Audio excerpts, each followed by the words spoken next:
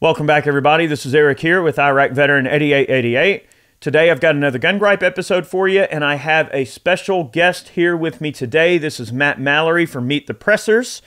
Welcome back. Thanks for having me. Glad to be back. Yeah, Matt's been on the channel here, a few times on some various content, and he happened to be, coming down to Georgia to do some training, and it's always a great opportunity to have some guests here on the channel, so he decided to drop in and cut some videos with us.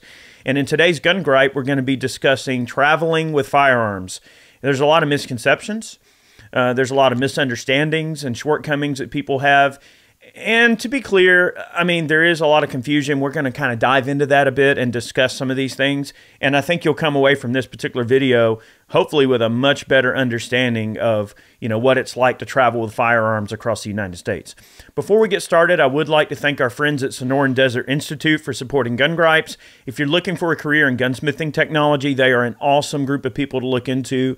Their instructors are amazing. Their curriculum is great. They accept a lot of different types of financial aid. So if you want to take that path into the gun industry and have a career in gunsmithing, check them out. SDI, Sonoran Desert Institute, and tell them we sent you. Very cool. So when it comes to this whole paradigm, Chad and I have kind of, bounced around on this idea a little bit here and there in a few of our previous Gun Gripes, but I don't think we've ever done like a complete dedicated episode where we've just talked about, some of the finities of what it's like to travel with guns. Yeah. Now, you're a firearms instructor, and you do travel a lot for your job. For sure. And also, you are a law enforcement officer. Yep. So you kind of got a little bit of perspective where you know what it's like to travel around with guns because you're going all over the place to teach. Right. But you also have that perspective of knowing that, all right, the policemen in whatever random state you travel to, they don't know you're a policeman unless they pull you over or something. But you also kind of realize, like, hey, I'm not in my home turf. Like, I'm out here just like anyone else. And it can get confusing when, like, every state has all of their own random rules and laws that you got to follow, and there's all the carry reciprocity differences, and like, oh, well, this permit doesn't have reciprocity with this state.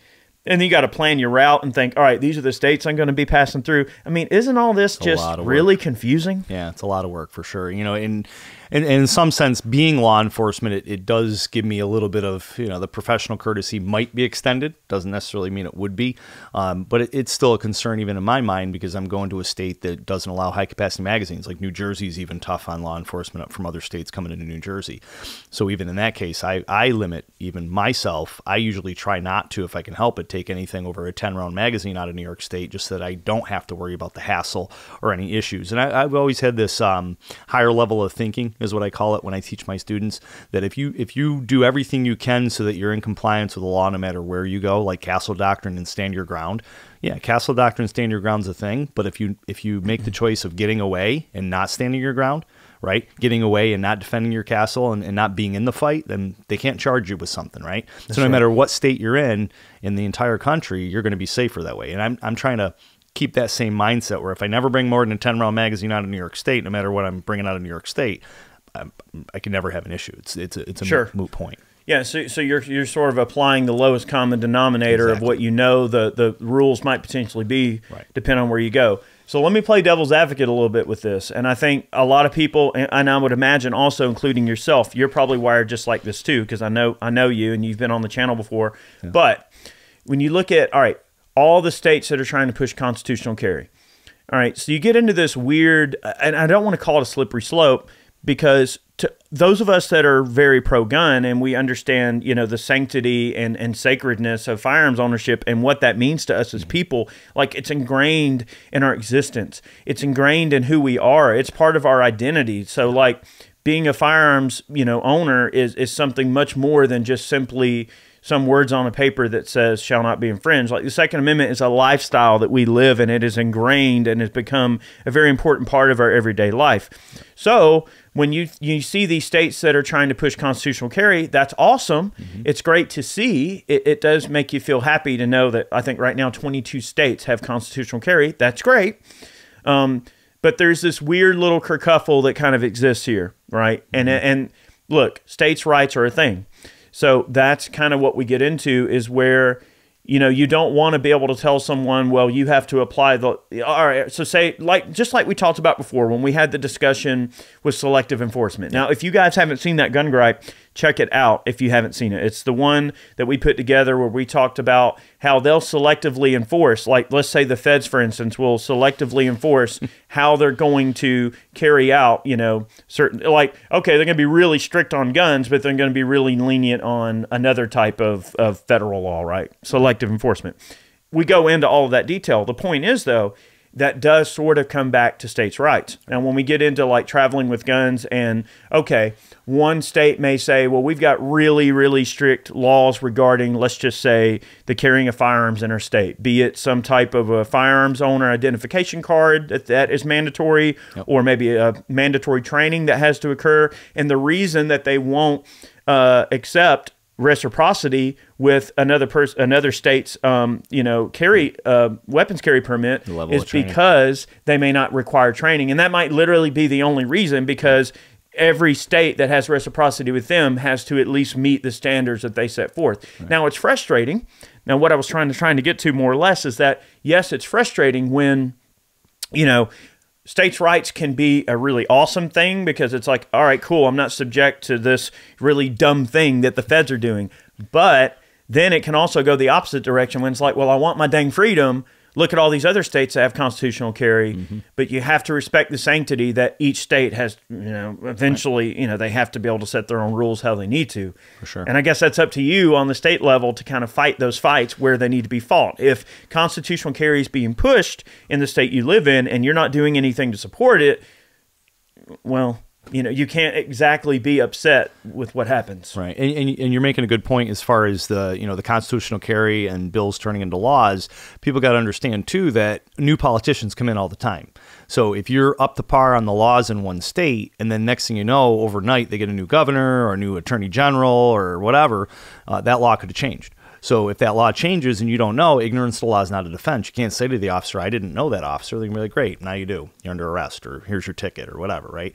So knowing those laws is one thing. Keeping up with them is a whole different thing.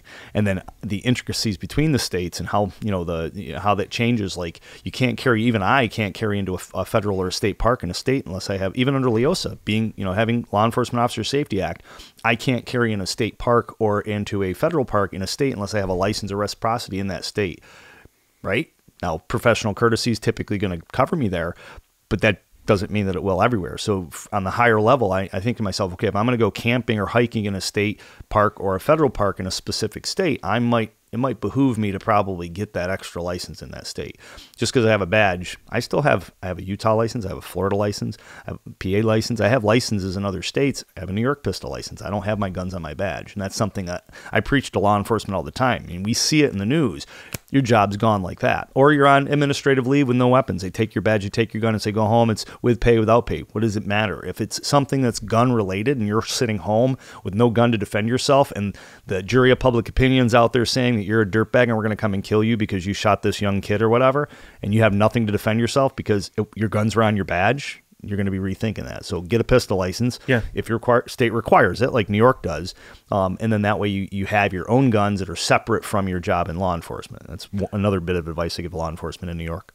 I think that it's certainly a two-way street in terms of how those types of situations can be approached. I mean, on one end, okay, say you show up on federal land to, I don't know, whether it could be something as innocent as I'm going camping and I want to have a sidearm. I'm like, okay, there's bears. I mean, stuff happens, right? Like for whatever reason you want to carry on federal land is kind of irrelevant, really. Like your reasons are your reasons, and it doesn't have to, you don't have to have a reason. But be that as it may, okay, so you show up to the gate and they see that you have your badge or whatever, and that you've identified yourself as law enforcement. That can go two ways. Like on one end, they may go, well, you should know better. And sometimes they may say that, or they may say, well, you're supposed to have this. Next time you need to understand you need to have this, but yeah, just go about your business. Right. But the average person doesn't have that professional courtesy, right? Not usually. The average person will have the book thrown at them in every single way possible. So that's why it's important to understand that not only do you need to know the destination state you're going to and what their laws are, you need to know what states you're passing through. Exactly. So that can be really confusing, and especially like right now, over these last couple of years, we've had so many new gun owners. It's crazy, right? And you look at, and I'm not trying to paint this with a weird brush or anything like that, but you look at like the varying amount of demographics of people that have become gun owners as well, right? I mean, you've got more ladies than ever that have decided to protect themselves. Lots of women are buying guns, and that's awesome, right? There's a huge diversity in the amount of people, in the type of people that are buying firearms. But that also presents unique challenges in making sure that, you know, not only are law enforcement not going to have to be put in some weird situation, but you, right? Like at the end of the day, being pulled over for some type of an issue is an inconvenience, of course, that maybe can be avoided if people just, you know, take a little bit of time. Now, the way I look at it, that two-way street, is that I would just love to see, you know, nationwide constitutional carry, and then see that makes life easier on everybody, because then the police don't have to worry so much about, you know, oh, well, there's this stupid little like specific ordinance that we have to enforce here in this area, or here's a state law that, you know, really only applies here and maybe a few other places.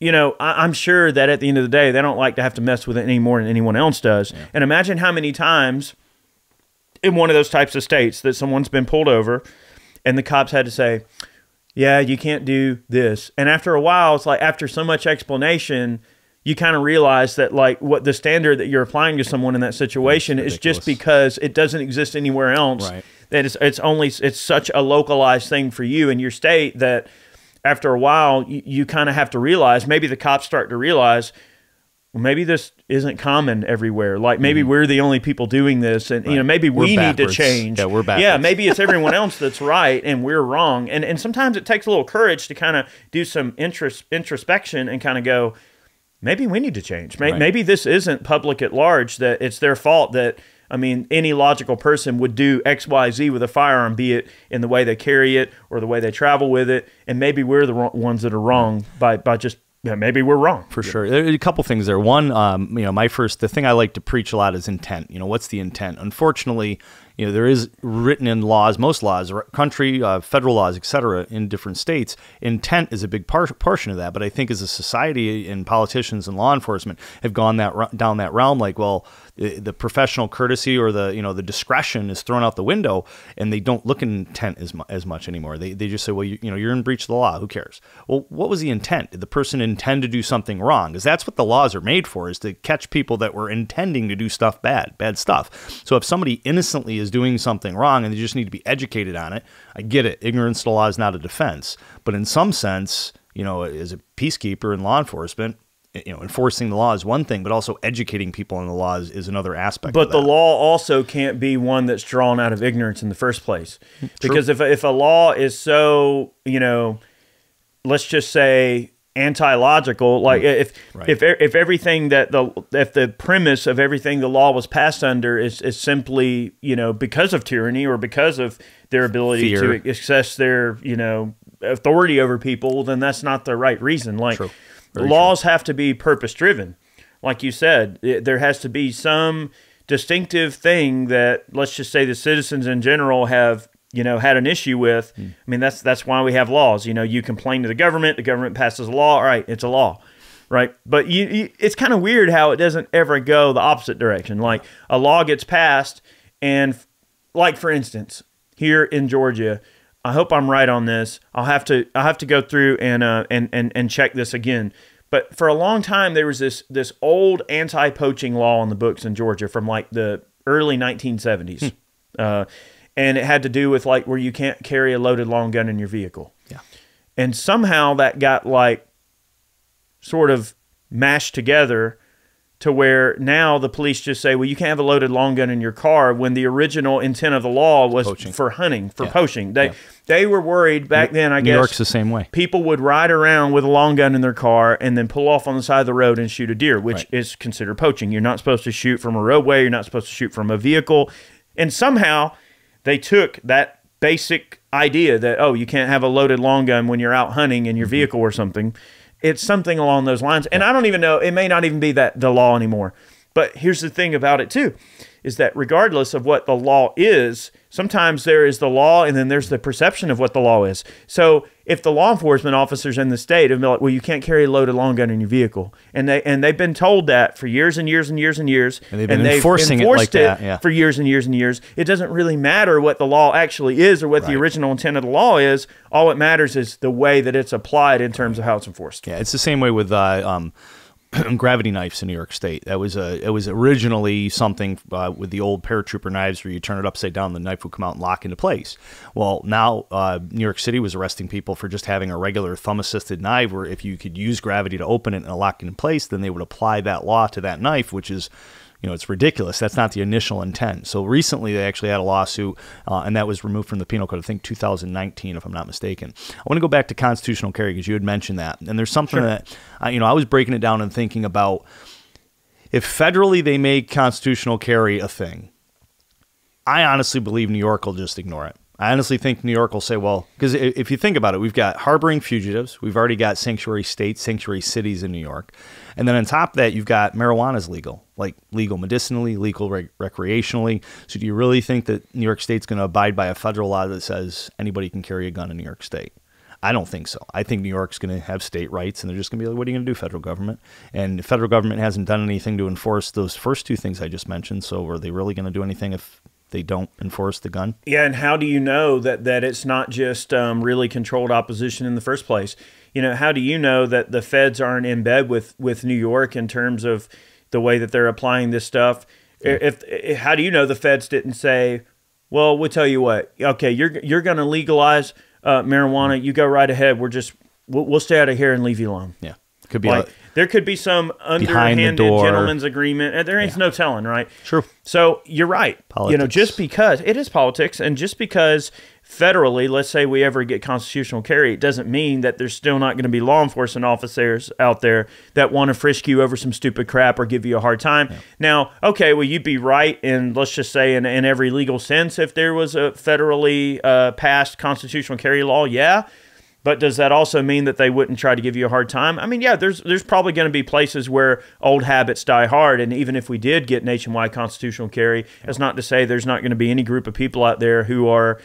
I mean, look, the way I kind of look at it is like this, is when someone has, let's just say, a position of office, whether it's something as simple as, hey, I'm a police officer, or I'm a clerk at the DMV, or I run the DOT traffic cameras and I'm responsible for sending out tickets to people for running red lights. It could be anything. All right, I've worked for the road crew and I'm whatever.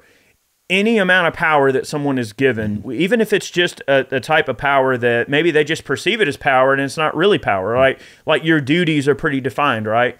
Okay, if you work at the DMV, like your job is to do something very specific and that's your job. But there's always going to be that sort of liquidity there of, well, I have access to this computer database and I can, search for something for somebody or look something up that I'm not supposed to look up. Even though it's breaking the law doing it. Yeah, even though it's breaking the law doing it. Or say, for instance, in the argument of the situation we're posing here would be that, okay, say we have nationwide constitutional carry, but yet there's still going to be police that will use their authority to go, well, I know what the law is, but I don't care because I hate guns.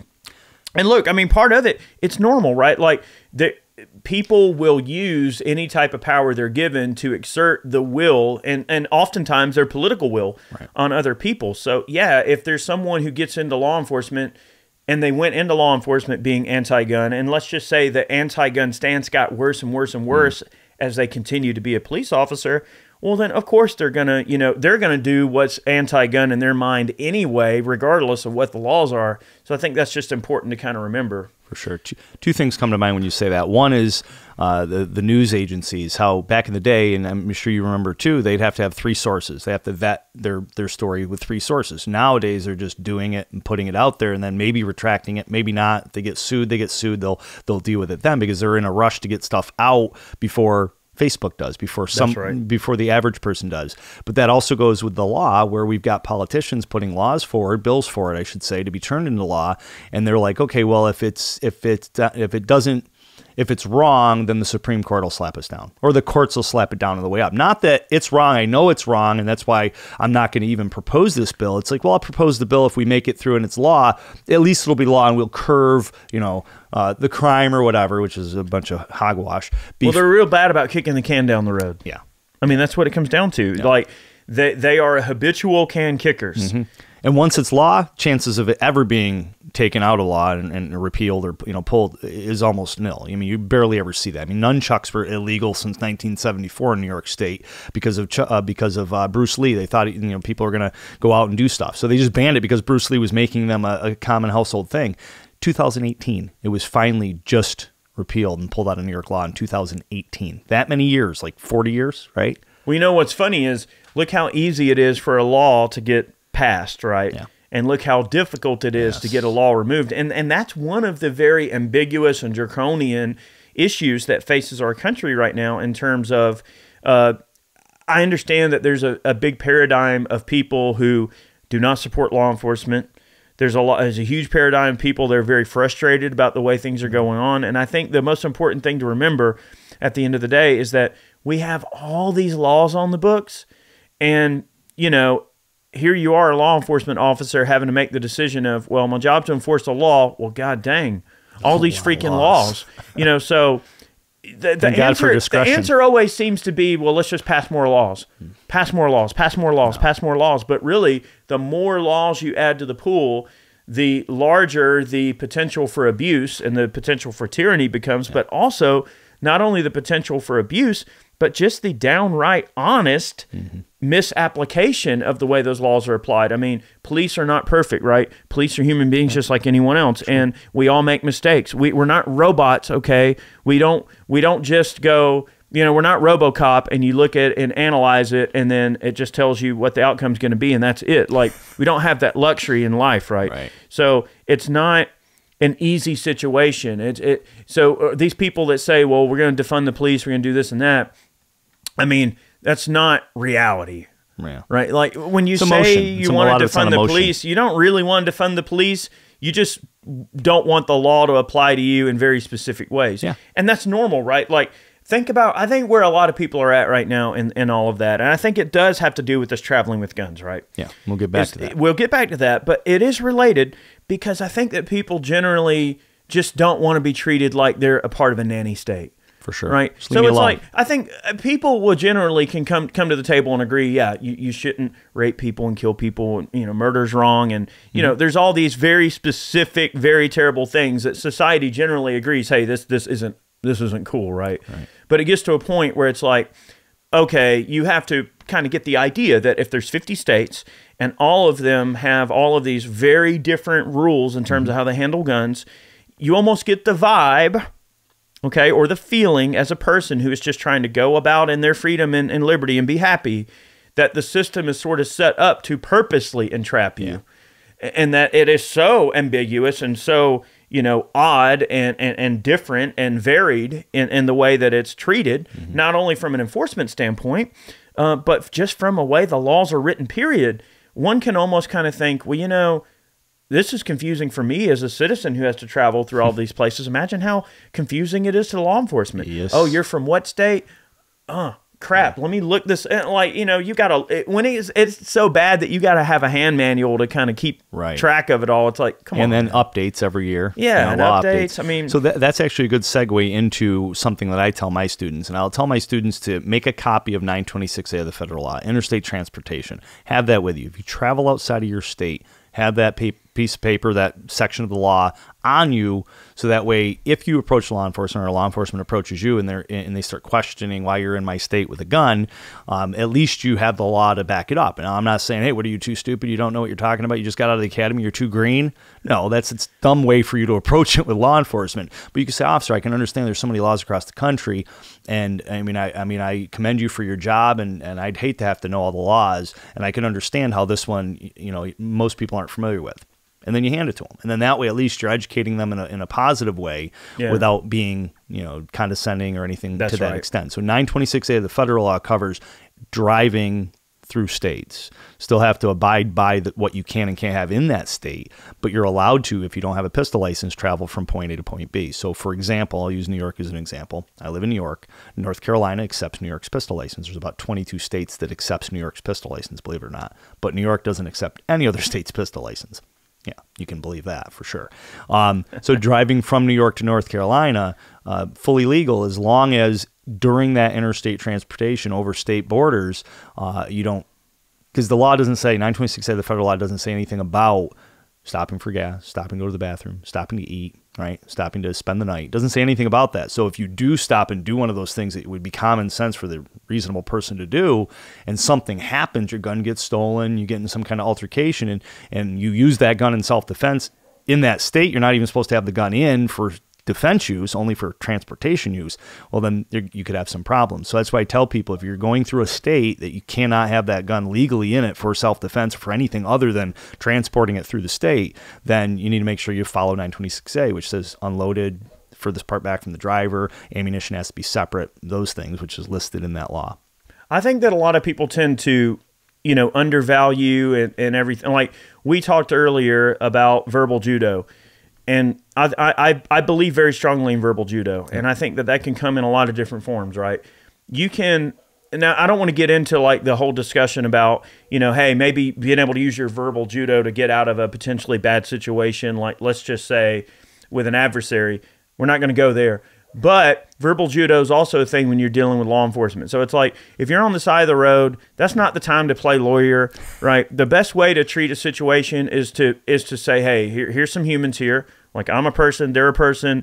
They go about their day just, in the way that they're going to go about it, however they need to go about it. And it's just important to remember, like, it's not exactly, a mystery that I'm not always 100%, 110% like pro-police in every single way. But it doesn't mean I don't have to be pro-police to not be a dirtbag of a person. So, like, if I'm on the side of the road and I'm being asked a question, or if I need clarification, it could be a two-way street. Like maybe it's something I don't know and I want to know, or they need information and they're relying on me for that information. It could be a simple exchange, just as easy as, all right, I got pulled over for speeding, and it's just a simple exchange. It doesn't require a whole bunch of bull crap. It's an exchange.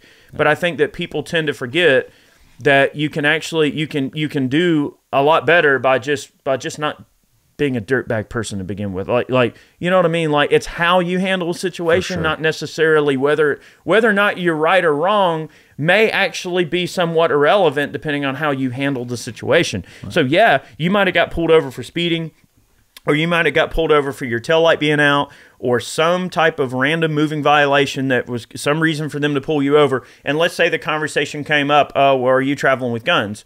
The way you answer that and the way you handle that could very well determine which direction that conversation goes. And look, if the initial conversation was about a headlight being out or a speeding ticket, and that was handled cool, and then the situation just happened to segue into a discussion about guns, they're going to be a lot more willing to work with you and do the right thing if the previous little issue was handled in a very professional and straightforward way. Right. Well, yeah, that's a good point. You said headlight out, because when I got here last night, I had a headlight out. Didn't even know it. 15-and-a-half-hour drive. Didn't even know my headlight was out. So easily get pulled over for something like that, or a taillight like you alluded to. And a lot of people, there's situations where somebody gets pulled over and they automatically assume they're being, profiled, or they're being harassed or something. And I caution people to think to the sense that that officer typically is not going to be doing that. The major majority of the time, their goal is to catch bad guys. And if they're pulling you over, they might be pulling you over because it's a safety thing. You got a headlight out. So it could be something as minimal as that. And usually it's a fix-it ticket. Get it fixed within 24 hours and the ticket goes away. It's not even anything that you're going to be charged with or have to do other than obviously get the headlight fixed. Yeah. Very rarely have I ever had a policeman write me some type of a ticket over something like a headlight or something like that, or blinker, just let you or know. Whatever. They just say, hey, fix it. Like, just want to let you know. And that makes sense, right? It's safety, right? You don't want to be driving home and someone didn't see your turn signal or see your brake light and then you get into a collision. So yeah, that's a reasonable reasonable request, right? So then you have that headlight out. Let's say it's a bad guy, somebody who just robbed a bank or somebody who has done something bad. They got a warrant for the arrest for something felonious, right? Some felony. And then they pull them over for that. Or they pull up and then they see that they've got somebody's in the trunk and you hear pounding in the trunk. Let me out, let me out. Wouldn't you want that officer pulling that person over with a headlight? Right out. I mean, so if it's something minuscule and they are pulling you over for it, even if it's improper lane change, you're speeding, you're going 1 mile per hour over the speed limit, technically you're breaking the law. So therefore, if they pull you over and it's a short inconvenience and you're on your way and you don't get a ticket, but if the next person they pull over, short inconvenience, turns out to be somebody who kidnapped a kid and they're on an Amber Alert, wouldn't you want them stopping that person? So that's how I try to look at things when it comes to people, wow, they were just harassing me. Well, were they really? I mean, they were doing their job. I mean, so just, and major majority, I say, because there are bad people in every profession. There's people that push their power or do wrong things in every profession that's out there. But I like to try to think the better for everybody. So don't come off with a bad attitude like, oh, they're just No, look at it that way. If you look at it that way in a positive, or like, hey, thanks for letting me know my headlight was out, then I think that we can all be a better society by, being in the positive versus just starting off on a negative. I agree. And I think that part of the approach as well is that, okay, like, a gun owner, for instance, if you're a person that owns a firearm, and let's say that something bad happens with a firearm, whether it's you turn on the news and there was a shooting or something, right? Some criminal activity occurred involving a firearm. You don't want society to look at you and say, well, because you own a gun, you're why this stuff happens, and to place the blame on you simply for being a gun owner. All right, so how many gun owners are there that are out there just living their life, doing what they need to do and being happy and not hurting a soul, versus the ones that actually do commit crimes with guns? So the same can be said that police are a microcosm of society just like anyone else would. So it's not fair to judge gun owners for what one gun owner does, just like it's not completely 100% fair to say, oh, well, because one cop had a bad shoot or did something wrong, they're all of a sudden bad. True. I think that the way a lot of people tend to approach it, I mean, I think I'm kind of in this ballpark, is like, I'm not going to give someone necessarily benefit of the doubt and assume that a position of what they're trying to accomplish comes precisely from a good place all the time, because it's quite well known that just like if police are in general a microcosm of society, then we know that there are also people in our society that hate guns, that love guns, that are pro law enforcement, anti law enforcement, pro military, anti-military, and anything in between. Or you might have a police officer, because police are a microcosm of society, and all people from all walks of life become police officers. So just like I wouldn't go out into society at large and say, well, because this person looks like me, or because this person looks to me like maybe they could be the same kind of guy I am, and like maybe we could get along, I'm not going to just roll out the red carpet to that person and assume that just because they meet some very petty and indistinctive set of circumstances that they're my friend. Yeah. And I think that that's the way you kind of have to look at it, because it's a microcosm of society, and laws are the same ways. Like, think about a state. New York is probably a good example. Mm-hmm. I mean, for you especially, you live in New York. For sure. But think about a state that has very anti-gun laws, and you think, man, like, why don't the people that live there, like, complain about it and try to get the laws changed? So one has to assume that, like, well, if the laws are the way they are in this particular area, then that is a representation of what the people want in that area. Now, we're also led to believe, and I believe totally this is true, right? I do believe this objectively to be true, is that there are places where laws get passed that you certainly have to think, well, there's no way that they actually, listen to what the people really want in regards to this. They just acted in a very tyrannical way and passed a law just because they could, just because they knew they could get away with it under the guise of assuming that it's what people want. And a lot of times laws are passed not because it's what people want, but it's because it's what politicians want. True. And they go, oh, well, we're passing this in the guise of public safety. Yeah, your safety. Like, they're worried. Like, they're passing a law in the hopes that it will keep them a little bit safer. And in a lot of situations, they don't really honestly necessarily care about what is right for the people, or even what the people want, because if the will of the people was factored in a much more distinctive way, the law probably wouldn't exist to begin with. In fact, many laws wouldn't exist to begin with. Very true. Yeah, and then that will of the people is, well, if the people don't support it, then they'll vote us out next time. And we see that happen a lot too in the country, right? It does. Or they say, well, if it's against what the the will of the people in a sense, then it'll go to the Supreme Court, and the Supreme Court will strike it down. And I think a lot of politicians, go on that mindset. That's kind of like, well, let me drive down this road doing zigzagging, and if I get hit by a car, then that's the will of the traffic. It's just like random, it's crazy. It's Russian roulette. Let's circle back around to the other aspect if people are going to travel with a firearm, and that would be flying. So the 926A of the federal law covers you if you're interstate transporting in a vehicle. If you were going to fly, I've heard people say, well, you can't fly with a handgun. Well, no, you can fly with a handgun. You can fly with a shotgun, rifle, right? Long guns. There's been machine guns, right? suppressors. Yeah, right. Once again, knowing where you're coming from and where you're going to and what the laws are there is important. So for instance, if you're in California and that's bad example, North Carolina, we'll go back to that one, or here even, and you're going to fly from here to New York, but on the way to New York, you land in New Jersey. Or they say something happened with the plane and you're going to have to get a hotel. We'll pay for your hotel. We'll pay for a vehicle to get you there. We'll pay for your food. Just go here, come back in the morning. We'll have a different flight for you to take from here up to New York or wherever you're going. Well, the second you touch those guns in New Jersey, you're breaking the law, because unless you're law enforcement, you do not have a license to have a pistol license in New Jersey if you're from North Carolina or Georgia, right? Same with New York in that sense.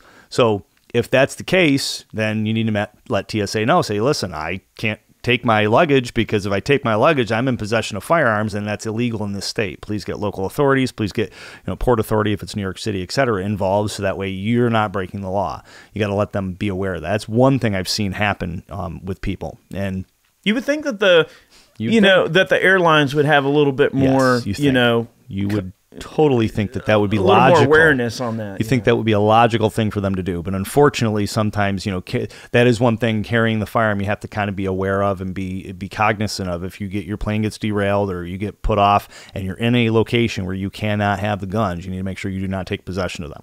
Now, the negative to that is TSA handles it differently. Sometimes your luggage with your firearms will end up on the carousel. Sometimes they'll make you go to the office and show an ID or show the receipt. Sometimes they'll say, okay, what's your name? Matt Mallory. And then they'll be, okay. And they just give you, you don't want to see an ID? Nah, you're good. Okay, so you mean the person in line behind me, where I showed the agent at the airline that the gun was, I showed the gun, here it is, I signed the paper, I put it in there, I say my name, the person behind me hears that, they rush to the carousel, or they rush to that office before I get off my plane, they could say on me and take my guns. I mean, yeah. I'm thinking like a criminal in that sense, and I'm sure that has happened or has maybe been close to happening across the country.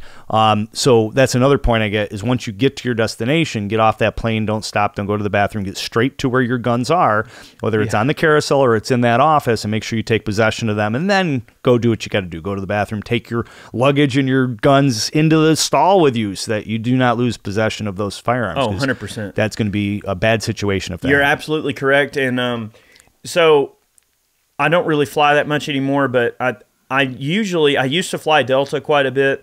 And, I kind of like their process. But so basically, just to give you a real brief, synopsis of how it works, like when you're trying to fly with a gun, basically you have to have a TSA-approved lockable container with a TSA-approved lock. And usually if you go on the website of the TSA and or the airline, they'll show examples and photos and give you, some pretty good, data on what to go on. But you go up to the counter and say, hey, I've got to declare a firearm.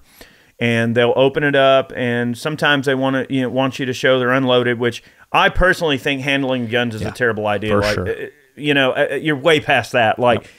Some of them, I think handling the guns is a bad idea, but some of them will go, oh, we want to see it's unloaded. Yeah, and they shouldn't even ask you that. No, they don't have to, because that card you sign, you're declaring they're unloaded. I'm verifying. So you sign a little card saying, yes, these guns are unloaded. You put it in there. You lock it up. Whatever. There's a TSA drop off you have to go to. So you here's the weird part. So you declared it, you checked it. All right. They said you signed a thing saying it's not loaded. But then, all right, the person that tagged them for you, you leave them and roll it wherever over to the TSA to drop it off. And sometimes it's a few, couple of 100 yards or 200 or 300 yards down the down the jetway there that you've got to go and drop it off depending on where the TSA's at. And then you give it to them, and they put it on a freaking conveyor, and that's it. You don't see it until you get back, so it goes in the belly of the plane. But like Matt said, where the confusion always comes down to is where it winds up. Mm-hmm. I mean, I've showed up to my destination before, and I've seen a Pelican case right there on the carousel, and I'm thinking, I wonder what's in there. Well, but I'm thinking anyone could grab it. Yep. And sure. I mean, we're talking like machine guns, suppressors, thermals. Yeah. I mean, like when we're traveling to go hunt somewhere, and I'm taking thermals to like do some, nighttime hog hunting somewhere out of state or whatever. I mean, you're talking $25,000 worth of crap in a case. Right. I mean, not only the fiscal irresponsibility of, hey, they could lose a $25,000 Pelican case, but also, I mean, okay, what if some very terrible, horrible, dangerous person takes that case and cracks it open? They're like, all right, well, I've got machine guns now. Now, from what I understand, the airlines have gotten much better about, not putting those things out on the carousel. Sometimes they screw up and they do it, but there's usually, like, when you get to your destination, like Matt said, there's usually like a desk you have to go to, like a service desk for bulk items, and you go, hey, I'm here to get my bulk items, and then they'll, of course, they'll ask for the ticket or your name or whatever at that point. But don't always assume that it's gonna not go on the carousel. Right. Be prepared for anything. Book it. Yeah, get off your plane and book it to the carousel and make sure you get there before the stuff starts coming out. Do not play around, because if your guns wind up on the carousel, they're free game. Anyone could grab it. It's not like anybody's going to check, and that's scary. Yeah, it is. And I've actually had it where back in the day they used to put a red tag in there that would say firearms. And they stopped doing that because it's like, beacon for steal me, steal me, steal me. So they stopped doing that. But recently, a year ago, I think, or so, I flew back into Syracuse, and I walk up and I'm waiting looking in the office there. I'm not seeing anything, and I'm also watching the carousel, and lo and behold, my luggage comes out with that red tag. It's a red tag. It doesn't say firearms, but it's a red tag that's like a sensitive item, and it was not in the office. It was on the carousel, and I took a picture of it and posted on Facebook. I'm like, well, look at the stuff there. What happened here. Yeah. So yeah, it's a employee of the airport that's taking the stuff off, and maybe they're hurrying. Mistakes happen, etc. So you just be diligent about that to make sure you get hands on it. Now maybe somebody was just traveling with their brooms. That's all. It's a 60-inch Pelican case, and it's like, well, this person must really care about their mops and brooms, or I don't know, or their fishing poles. So there's two aspects to carrying. You had alluded to a case that's TSA approved, and it can't be a soft-sided case, so it has to be a hard-sided case, metal or plastic, hard plastic, rigid plastic. They can't open it and put their hand in and touch. If they put their hand in and touch any firearm, even if they can't get the gun out, if they can put their finger on a firearm in there, then they won't let you fly with it. I've had that happen where I've had longer shanked locks, and the locks go through the hole, and they unlocked it, and they were able to open it and reach in and touch it. Now when I did that was an airsoft gun, and they're like, oh, you can't fly with this. I'm like, I don't even have to declare it. And they're like, no, you do. I'm like, no, I don't have to declare it. So technically, it doesn't even have to be locked. And I had to get like 2 or 3 levels of management involved, and they researched it, and it delayed my time, and I've got a badge, so I felt a little more comfortable about communicating with them in that level. I usually tell my students, don't argue, just make sure that you go there ahead of time if you're going to bring anything that looks like a firearm, because most of them don't even know what a firearm looks like or how it functions. That's why they tell you to show it's unloaded when they don't have to. They don't know. There's so much inconsistency between the employees there. Some will tell you to show that it's unloaded, and they don't have to. And actually, it's a level of safety in my mind, like you had said, Eric. So usually I say do, as long as it's to some level of, okay, I'm just going to do what they say so that I don't have to mess with the hassle. Like, if they ask me to show it's unloaded, I'll show them it's unloaded. Now, if I got 15 guns and I'm in a hurry and I want to press it, I'm like, okay, is it going to be faster for me to show them it's unloaded, or is it going to be faster for me to get a manager involved for them to override this person in front of me? That's right. So I got to kind of weigh it based on how my schedule is going that day. But I know what it is, but that doesn't mean I need to be belligerent about it or be upset about it. I just be, all right, they don't know. And then after I'm done and I've applied or complied with what they want, I might educate them. Be like, hey, just so you know, I don't have to show you they're unloaded, but not being difficult, because I don't want you to not let me on the plane. And then they usually laugh, and I'll just let them know, I don't have to show you they're unloaded. That's what the card's for. But I just want to let you know, check that, because I want to make sure that you're doing everything right and you don't get in trouble. Sure.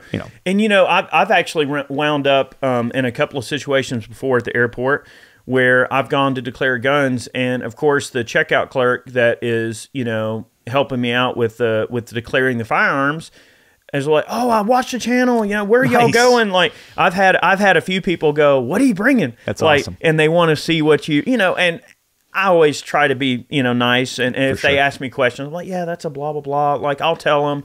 But I have had a few of them, you know, recognize us and be like, oh, where y'all going? Y'all going hunting? Or that's always what they ask. Are you going hunting somewhere? You know, but it's just funny that, you know, sometimes you will get the occasional employee at you know, whether it's TSA. I've even had TSA people go, oh, hey, you know, like, know who I am, right? So anyway, without going too far on that rabbit hole, yes, you can fly with guns. Yes, you can travel with guns. There are a lot of confusing things out there, and it's important to, you know, try to stay abreast as much as you can about, you know, what the different laws are in the states that you're going to travel through and what your destination, most importantly, your destination state for sure, and everything like that. So it is important to make sure you're on top of all of that. But be careful, you know, when you're looking at information on the internet. Let's say that, you know, you might see some concealed carry page that lists, like, has a list of 50 states, and then it tells you, you know, a lot of the stuff. Make sure all of that information is up to date, because it's not uncommon for those websites to not get updated as often, and you might be looking at some old data. Right. The way that may not be applied anymore. And the way I tell people is have a few sources, like the old newspapers, right? You're supposed to vet 3 sources. Have like 2 or 3 websites that you can go to and verify that it all matches. If all 3 websites have the same exact data, then you're probably pretty safe that they've all, you know, they all can't be wrong. I mean, they could be, but the likelihood's less. But if you find inconsistency, let's say 2 of them say that you can bring the gun from this state, that they recognize the pistol license, but this 3rd website says that it doesn't. Well, where they get that data from is from the state. Like Florida, it's from the ag, right? Agricultural. Other states, most states, it's the attorney general. So go to the state's website, go right to the horse's mouth, the one that's the chief law enforcement officer for that state, which is usually the AG, and then look at the AG's website and see what they say, and that's where they're getting the data from, is from that agency at the state level that dictates what, you know, what's been written into law. So vet it there. You know, you could also, if you really wanted to, let's say that, I don't know, there's some popular carry website that lists the laws or something like that, and let's say you've done your due diligence and you've looked up as much information as you can, and you come to the conclusion, well, all right, this is what I'm going to use as my information to you know, decide how I'm going to travel. Print it out. Print the page out and take it with you. So, all right, you're pulled over by law enforcement, and they go, well, you shimmed when you should have shammed. But at least you can say, well, look, I mean, I tried to do the best of my ability to do my due diligence, and here, this is what I saw. Right. Okay, and if it's wrong, at least they can say, okay, well, this is what the law is. This is, you know, educate you on what this is. But they definitely can't say that you didn't at least try. Right. What was your again, intent? It goes back to intent. It's like they can't at that point say that your intention was to break some law. No, your intention was to try to follow the laws so you don't get into trouble. Right. So sometimes having some supporting documents, whether you printed it off on the AG's website or on the state website, whatever it took. I mean, I'll be honest, the way I kind of treat all of this when I'm traveling, I just go where I need to go. I mean, I generally don't make a big deal about it. I kind of always go, well, I mean, I'm going to obviously look at what those states' laws are. If there's something really, especially with carrying a gun. Yeah. Traveling with a gun, I tend to not really worry about it that much. I just put whatever I'm taking in the case, and I put locks on it or whatever, and it's there. And then I usually have my travel guns that stay out of the case. But it just depends on where I'm going. I mean, I did end up getting one of those Virginia permits, and before they changed the rules, and they made it to where out-of-state people couldn't get the Virginia permit quite as well. In Virginia, their permit is good in a lot of states, like 39 states. Yeah. So that's one way you can kind of get around it, is to have whatever permit is in your home state, and then if you can get a Virginia permit, it's like... Yeah, dude, it really gives you a lot of flexibility. Sure. Yeah, the Utah and Florida are the 2 that I teach in my multi-state class, and usually for New York at least, and every state's a little different as far as where their license is accepted in other states. Texas is a good one, Pennsylvania is a good one. So residents of Texas, Pennsylvania, Georgia, Virginia, they have a lot because they're very pro-gun states. When you're in New York, there's like I said, like 22 other states that accept New York's, and then if you add Utah and Florida, you're at like 37 total. So, sure, you know. But you mentioned something earlier as far as the TSA looking at it. One other thing advice I give people is once that firearm, whether it's a small case of like one gun in your luggage, is locked up in your luggage, or you've got a separate case with multiple guns, or even a separate box that's big enough to go on its own as a check bag. Once it's turned over to TSA for them to x-ray it, because they'll x-ray it, I usually wait like 10, 15 minutes, and I ask the agent there to verify and give me a thumbs up that everything's okay. And the reason I do that is because if they can't x-ray through that case to see what's in it, then they're going to want to come out to you and ask you to open it. Because by the law, it says you're the only one supposed to have the key to get into it.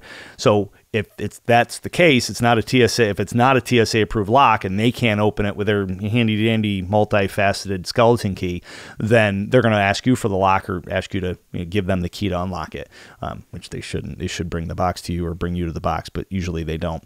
And I've had that happen once in Syracuse where they couldn't x-ray it because it was such a heavy, thick case box that the x-rays wouldn't see through it. So they came out, they're like, well, we need the key. I'm like, well, you can't have the key. I'm the only one supposed to have the key. And they're like, yeah, but we need the key to get inside of it and make sure there's nothing bad in there. I'm like, okay, well, then bring the box to me. Well, we can't do that. I'm like, well, then bring me to the box. Well, we can't do that. It's a secure area. I was like, so we're in a conundrum here because you're telling me to break federal law and give you the key to my box when, right, you can't x-ray through it. And then he came out and said, well, he got a manager. Manager came out with some paperwork. Well, we've got a local order that says you can give us the key. I'm like, that doesn't trump federal law. I'm like, so what do we do here? Well, it'll all be on camera. And I'm like, so what if I don't give you the key? Well, then we got to give you your luggage back so you can leave. So you can give me my luggage. Yeah. I was like, so you just told me you couldn't bring it out for me to open it to show you what's in it, but yet you can give it to me to leave. Yeah. So I was like, fine. I gave him the key, begrudgingly, but so just be aware of stuff like that. Sometimes they're going to ask you to do things that don't make sense, that are not right. But at some point, it's kind of like you're either going to be difficult and they're not going to let you fly, or you might not fly because it's going to take so long to go through the process that you miss your flight. So you're kind of in a... I would always suggest that if you're going to fly with guns, you need to get at the airport at least a couple of hours early. I mean, I know it sucks, but that's just the reality of flying with guns. For sure. So I think in all of this, that covers it pretty well. Yeah. We wanted to kind of go down the rabbit hole of like what it's like to travel with guns because there's a lot of confusion. And mainly, I wanted to go over so much detail. I know this was a long gun gripe, but I wanted to go over a lot of detail and get into the minutia of some of this because I know we have a lot of new gun owners. Mm-hmm. And look, when you're new to guns, it's not always the cool thing to be like, oh, well, let me study up on what the laws are. Well, the characteristic many of us have is, well, I'm a gun owner, and they want to go out and train and shoot. I mean, and obviously, heck yes, of course, being a gun owner, have fun with your gun. Exercise your right. Yep. But like those sort of like, I guess, responsibilities that we have would definitely come down to understanding like, what can and will happen to you if you don't do the right thing when you're traveling with firearms. So, right, for sure. Keep that in the back of your mind. And I would say in all of my travels, I can't necessarily say I've ever had a real major issue while I'm out on the road. And I've gone through various states with guns, no problem. Now, is that just to say that I ran into the right people and none of them gave me a hard time, or that I wasn't drawing attention to myself and didn't get pulled over for some stupid reason? Okay, what were the end-all, do-all situations that caused me to not have an issue? Well, I can't necessarily say I know what those reasons are, but I can say that I've never really had too much of an issue traveling with guns. I mean, use common sense, right? If it feels right, it's probably right. If it doesn't feel right, it's probably not right. Do your due diligence. See where you're traveling through. See where your destination is. Do your best to adhere to whatever those laws are so you don't run into a problem. And don't draw attention to yourself. Very true. Like, don't be that, don't be the mouse that the cat's going to jump out and grab. Right. Like, just stay to yourself. Be simple and just go to your destination and do your thing. And one real last quick thing with law enforcement: don't fight them on the street. Right, they're going to win. They got a posse that'll come to their aid if you're being belligerent and whatnot. If you don't agree with what's going on, then take it in court. Go to court with it. Right, because even if they're what they're arresting you for or they're charging you with will say is wrong, and you believe it's wrong, and you know it's even wrong, and they're going to arrest you for it, and you willingly don't go with the arrest, now you're resisting arrest, and therefore that is a charge.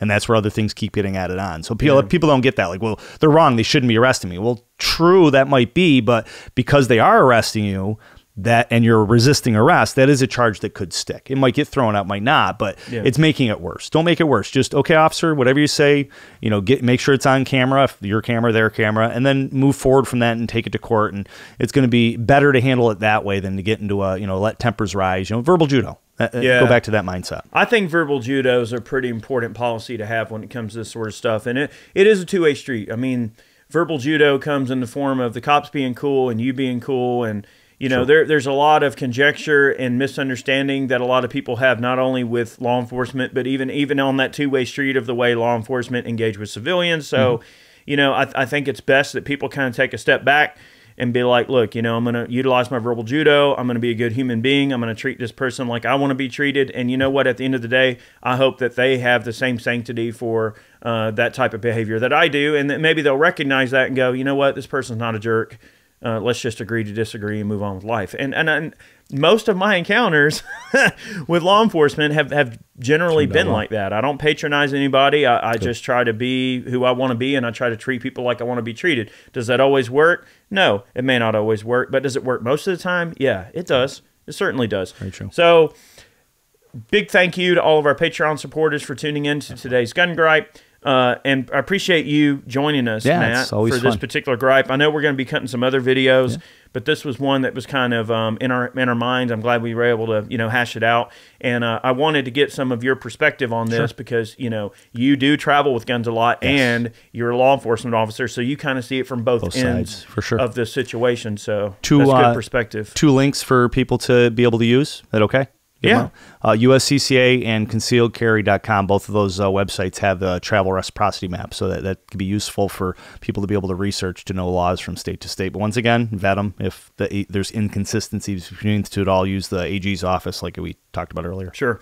And before we leave here today, how can folks find you? Meetthepressers.com. So meetthepressers.com, and that links to PSNed, my training company, and Clint, Trigger Pressers Union's training company. And you're on YouTube as well? Yes. Yep. Meet the Pressers on everything. So that's the easiest way to at least find on all the socials. Yep. Cool. All the socials. Outstanding. Well, I appreciate you joining me today, and I really appreciate y'all watching. I hope everybody has a great week, and understand that what we're trying to do in these conversations is we want to educate people. We want folks to be safe and happy, and we want everybody, no matter who they are and where they're at in life, to have the tools at their disposal to defend life and liberty, to protect themselves, and to be good members of society, and to travel safely. So we hope you understand that was the guise of this discussion. So have yourselves a great day, a great week. Thanks for tuning in. Many more videos on the way.